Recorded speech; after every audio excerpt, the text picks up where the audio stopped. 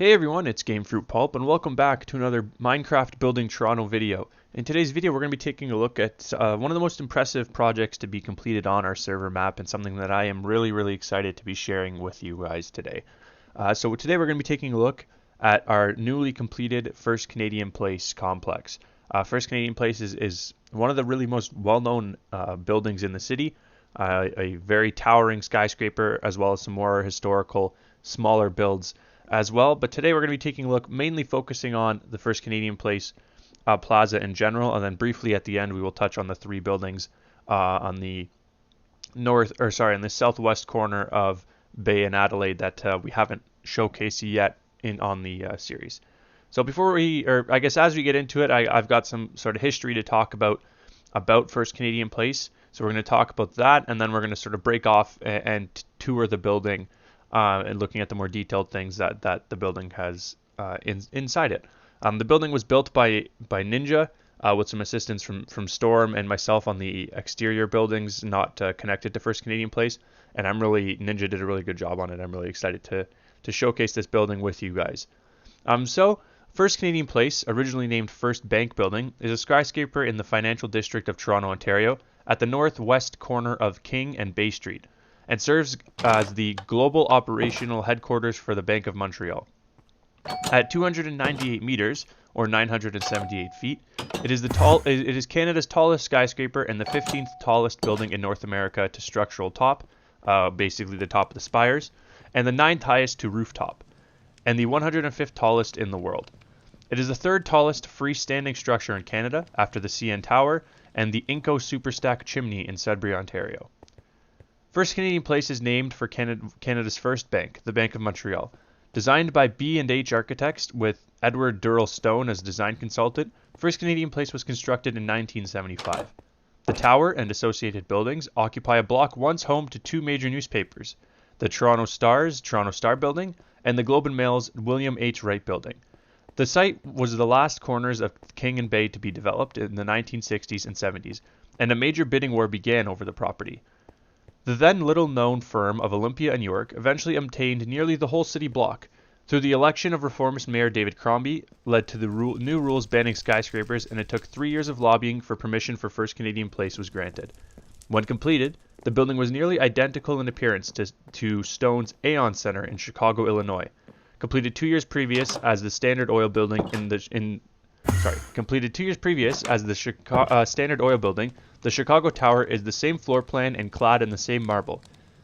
The only overtly visible difference between the two buildings is the vertical orientation of the windows in the Chicago building as opposed to the horizontal run of those on First Canadian Place.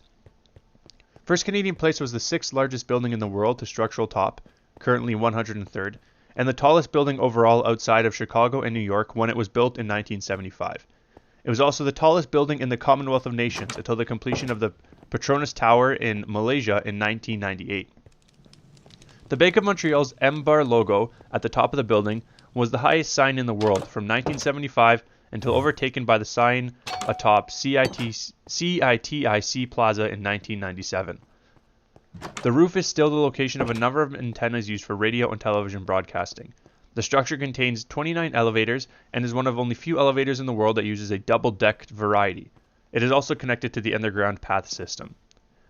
The same white Carrara marble used on the Aon Center was employed as an exterior cladding and interior finish for First Canadian Place, with approximately 45,000 marble panels weighing around 200 to 300 pounds each.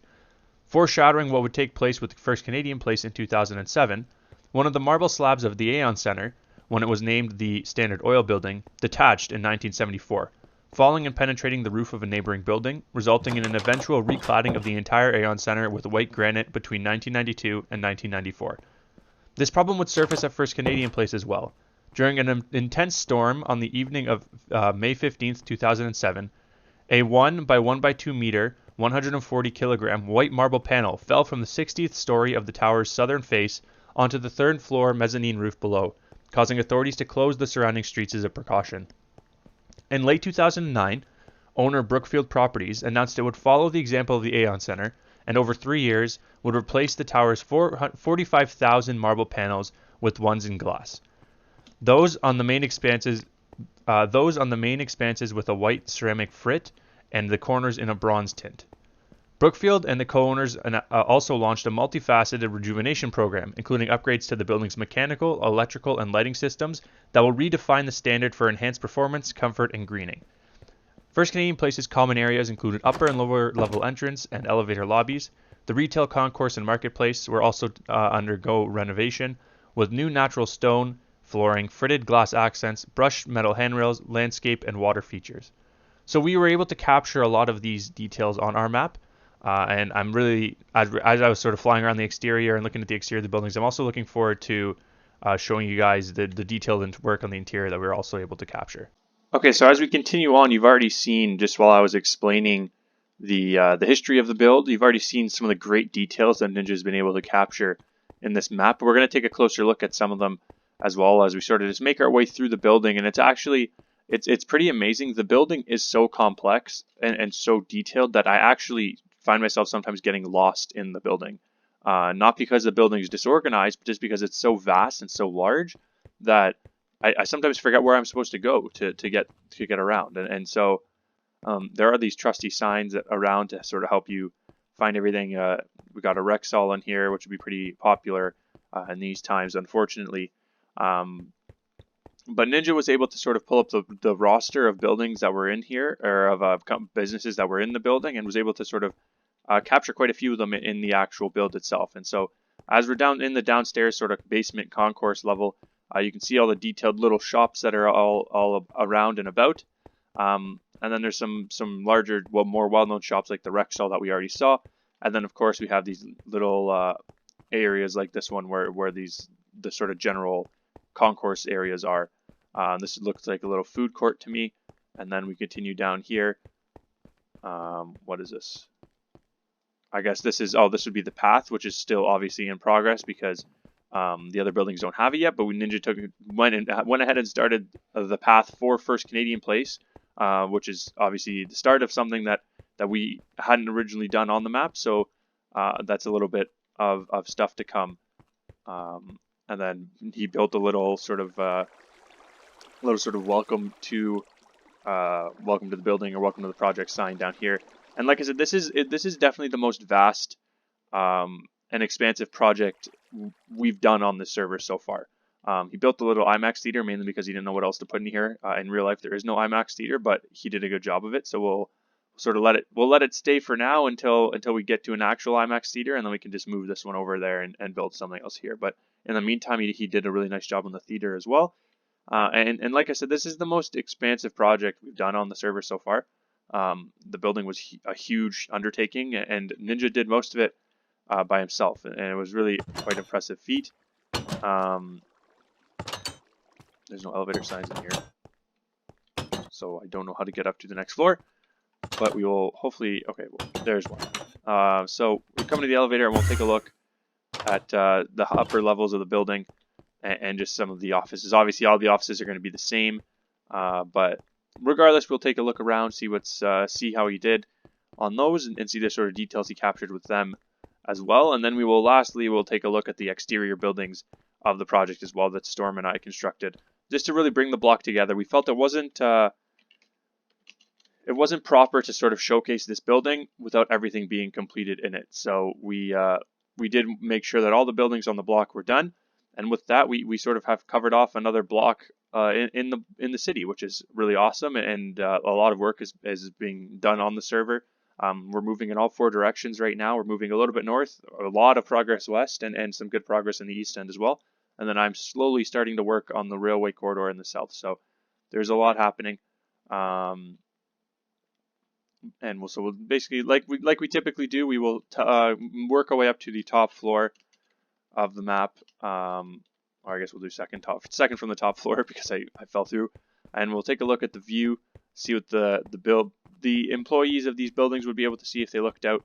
Obviously the windows in these buildings are a little bit restrictive. I don't know if it's like that in real life as well, but in the map, just to capture the marble facade, it is a little restrictive. But you can see that you do get a good view out. Obviously it's the tallest tower in the city. So you're gonna end up with a good view, for sure, of of those surrounding areas. Up on the roof, you can see you're towering above everything, pretty clearly. Obviously, one of the issues with this build is this is one of our builds that the height of the actual building is over the build limit height. So that's something that obviously we built up to the build limit, and that's it. But it was really well built, and it sort of captured all the details of the map really well, and Ninja did a great job of building it. So I encourage you to join the server and explore it all yourself. If I explored every little intricate detail of this build, the map or the video would be an hour long. So I encourage you to come on and check out the build for yourself, and I think that you'll definitely enjoy the time looking at it. So as we move on just to the exterior buildings, obviously over here we have a couple other sandstone older buildings, and then that sort of more modern one in the middle. I built this building on the corner. I'm pretty happy with how it turned out. I really like how I situated the lobby. I tried to capture the same details that the building actually has in the map. So we'll just take a look at the lobby. We don't need to go up and look at standard office sort of cubicle rooms. But here's a little lobby of this building, and we'll fly over, take a look at the two buildings that Storm did. So this more modern, more recently built glass structure. You come in here, and it's the same thing. A nice lobby with a little balcony up here, and then your elevator is going up to the next floor. And then we'll head over and take a look at the last building that he did right here. I think this is, I want to say this is Cibc Mellon or something like that. I remember walking by this building in real life, and it had said Mellon on it. Which I believe is a bank company as well.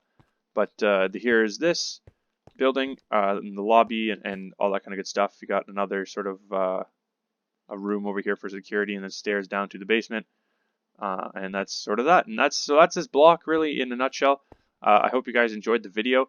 Like I said, this is a sort of map this is a block that I think is probably our best block in the city now. Even these sort of smaller builds, we captured a ton of detail on them. And we made sure everything was sort of as exact as possible. And this is the first block really where we've done almost in its entirety since we've rescaled the map. And so because of that, we were able to do everything right the first time and really capture a lot of great details. Things like this running track on the roof of the building for employees, and details like these little these things here. But that is going to be everything in this project. Thank you guys very much for watching. If you're new to the channel, be sure to hit that subscribe button. If you're a returning viewer and you enjoyed, be sure to hit the like button and share the channel with some of your friends so we can keep growing and keep really showing off this great project that continues to get better and better as the days go by. Thank you guys very much for watching. My name is Gamefruitpulp. This has been Minecraft Building Toronto, taking a look at First Canadian Place. I will catch you guys all next time. Have a good one.